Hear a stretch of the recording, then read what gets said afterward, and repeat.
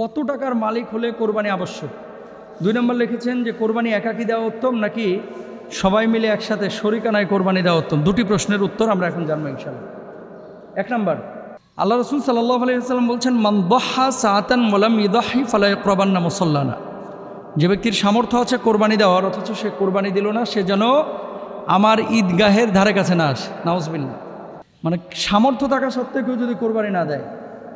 এখন এটার সামর্থ্য, কোন সামর্থ্যের কথা বলা হয়েছে হাদিসের মধ্যে, এখানে আপনাকে বুঝতে হবে। জাকাত আবশ্যক যাদের উপরে, জাকাত ফরজ, একটা মূলনীতি মাথায় রাখবেন, জাকাত ফরজ যাদের উপরে, কোরবানি ওয়াজিব তাদের উপরে। তবে জাকাতের নেশাবটা 1 বছর থাকা জরুরি। কোরবানির নেশাব 1 বছর না, মাত্র 3 দিন থাকা জরুরি। এটা আপনাদেরও জানা দরকার। কয়দিন থাকা জরুরি? 3 দিন। কোন 3 দিন? জিলহজ্জের 10 তারিখ, 11 তারিখ এবং 12 তারিখ।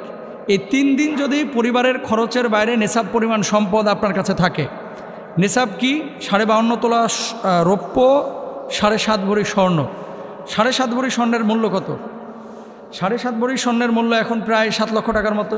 আর রৌপ্যের মূল্য কত? রৌপ্যের মূল্য 52.5 তোলা রৌপ্যের মূল্য 60 থেকে 80 হাজার টাকা। তো ইসলামিক স্কলাররা রৌপ্যের মূল্যটাকে স্ট্যান্ডার্ড ধরতে বলেন। কেন? তাহলে আমলটা সমৃদ্ধ হবে। জাকাতের ক্ষেত্রে রৌপ্যের মূল্যটাকে গ্রহণ করতে বলেন। কেন? যাতে করে গরিব লাভবান হয়। তাহলে আপনার কাছে যদি 60,000 টাকা সমপরিমাণ অতিরিক্ত টাকা থাকে এই 3 দিন, 10, 11, 12, এই 3 দিন যদি এ পরিমাণ টাকা থাকে, তাহলে আপনি কোরবানি দিবেন। আপনি বলবেন যে হুজুর 60,000 টাকা আমি কি কোরবানি দেব? 60,000 টাকা আপনি তো একটা ছাগল কোরবানি দিতে পারেন। 20,000 টাকায় ছাগল পাওয়া যায়, 22,000 টাকায় ছাগল পাওয়া যায়, 15,000 টাকায় ছাগল পাওয়া যায়। আর আপনি যদি বলেন যে না আমি দিব না, তাহলে বোঝাপড়া আল্লাহর সাথে হবে আপনার। এখানে তার হুজুর জোর করে আপনাকে বলতেছে না যে জবাই করেন। আর যদি আপনি 7 লক্ষ টাকার হিসাব করেন স্বর্ণের মান হিসেবে, তাহলে কিন্তু অধিকাংশ মানুষের উপরে কোরবানি আবশ্যক না। 7 লক্ষ টাকা কয়টা মানুষের আছে? অধিকাংশ মানুষের উপর কোরবানি আবশ্যক না। কিন্তু রাসূল সাল্লাল্লাহু আলাইহি ওয়াসাল্লামের হাদিস, যে সামর্থ্য নেই তারপরেও যদি কেউ ম্যানেজ করে কোরবানিটা দেয়, আল্লাহ সুবহানাহু ওয়া তাআলা ওই কোরবানির সওয়াবও দেন। সুবহানাল্লাহ। এখানে আরেকটা বিষয় আছে, কোরবানির সওয়াবটা কি? যেই পশু আপনি জবাই করতেছেন, এই পশুর রক্ত গড়ে মাটি স্পর্শ করার পূর্বে আল্লাহ রাব্বুল আলামিন আপনার জীবনের গুনাহ খাতা মাফ করে দেবে। সুবহানাল্লাহ বলেন। এবং প্রত্যেকটা পশমের বদৌলতে আল্লাহ সুবহানাহু ওয়া তাআলা একটা করে সওয়াব দেবেন। এক্ষেত্রে কিন্তু মানুষ উদাসীন, বুঝছেন?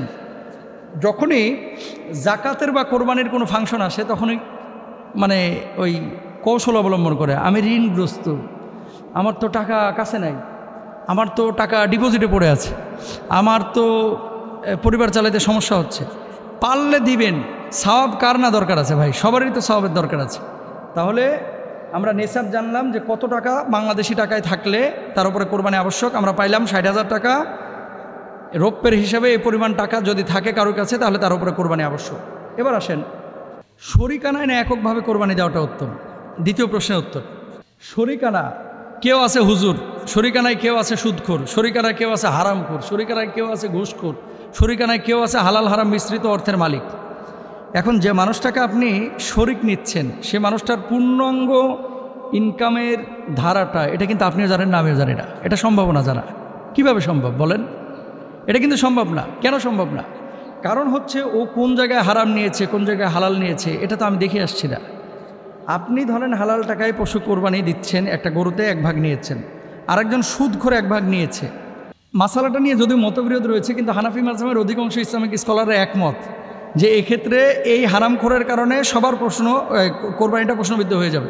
তবে মিশরের কয়েকজন ইসলামিক স্কলার তারা বলতেছেন যে না, যে ব্যক্তি হারাম খেয়েছে শুধু তার কোরবানিটা হবে না, আর যিনি হালাল খেয়েছেন তার কোরবানি হয়ে যাবে, কারণ তিনি তো আর জানেন না।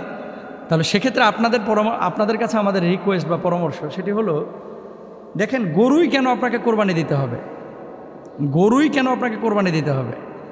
গরুর ভাগ এখন মিনিমাম 15,000 টাকার নিচে সাধারণত কোনো গরুর ভাগ নাই, ছোট গরু হলো, আর ম্যাক্সিমামই 25,000, 22,000, 23,000 এরকম। তো আপনি 25,000, 22,000 টাকা দিয়ে এক ভাগের টাকা দিয়ে কিন্তু একটা ছাগল পান। আল্লাহ রাসূল সাল্লাল্লাহু আলাইহি ওয়াসাল্লাম অধিকাংশ সময় তিনি কিন্তু দুম্বা কোরবানি করেছেন, মানে এই যে ছাগল জাতীয় পশু কোরবানি করেছেন। একটা নিজের পক্ষ থেকে, নিজের জন্য, আর আরেকটা হচ্ছে উম্মতের পক্ষ থেকে সওয়াবের জন্য আর কি করেছেন। তো রাসূল যদি ছাগল টাইপের পশু কোরবানি করতে পারে, তা আপনি আমি কেন খালি গরুর দিকে ঝুঁকতেছি? হুজুর গরুর গোশতের স্বাদ বেশি, এই জন্য খালি গরুর দিকে আমরা ঝুঁকি। হুজুর গরু গোস্তটা একটু খাইতে ভালো না, জিব্বার স্বাদের লাগে যদি সুদখোরের সাথে ঢুকেন ও তো আপনার কোরবানিটা বরবাদ করে ফেলবে। এই জন্য আমরা খেয়াল করব কোনো সুদখোর ঘুষখোরের সাথে আমি কোরবানি দিব না। দরকার হয় ওই মাদি ছাগল দিয়েও কোরবানি দেওয়া যায়, কিন্তু মাদি ছাগল পেটে বাচ্চা না থাকলে এগুলো তো 12-13 হাজার টাকা তো পাওয়া যায়। আপনি একটা ছোট্ট মাদি ছাগল নিয়ে এসে কোরবানি দেন, তারপরও কোনো ঘুষখোরের সাথে কোনো মোটা তাজা গরুতে অংশ নেবেন না। আল্লাহ তাআলা আমাদের বোঝার তৌফিক দান করুন।